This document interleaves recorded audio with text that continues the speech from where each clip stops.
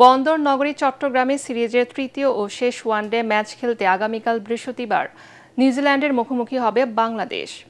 প্রথম দুই ওয়ানডে ম্যাচে দুই দলের জয়ে সিরিজ চলছে 1-1 সমতায়। তাই তৃতীয় ও শেষ ম্যাচটি পরিণত হয়েছে অলিখিত ফাইনালে। চট্টগ্রামের বীরশ্রেষ্ঠ flight lieutenant Motiur Rahman cricket স্টেডিয়ামে সিরিজ নির্ধারণী ম্যাচটি শুরু হবে বৃহস্পতিবার বেলা 11টায়। পরাগ আরমানের রিপোর্ট।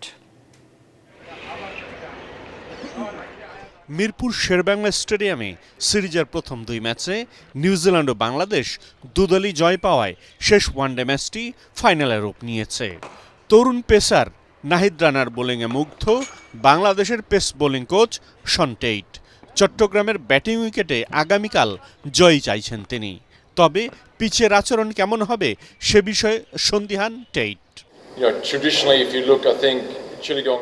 ব্যাটিং ইউনিটকে সবসময় সমর্থকরা ভালো খেলতে দেখতে চায়। আগের ম্যাচেও তারা ভালো খেলেছে। আশা করি কালও এখানে ভালো পারফরমেন্স করবে। ধারাবাহিকভাবে উন্নতি করতে থাকা বাংলাদেশ সেই ধারাটা ধরে রাখবে। একেবারে আনকোর এক দল হলেও প্রথম ম্যাচে টাইগারদের হারিয়ে নিজেদের শক্তিমত্তার পরিচয় দিয়েছে নিউজিল্যান্ড।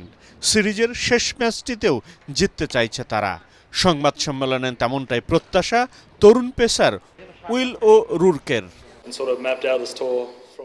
দেখুন, এখানে সিরিজ জিততে পারাটা আমাদের জন্য অনেক গর্বের ব্যাপার হবে। ভালোভাবে প্রস্তুতি নিতে চেষ্টা করেছি আমরা। আমাদের নজর থাকবে সিরিজ জয়ের দিকে।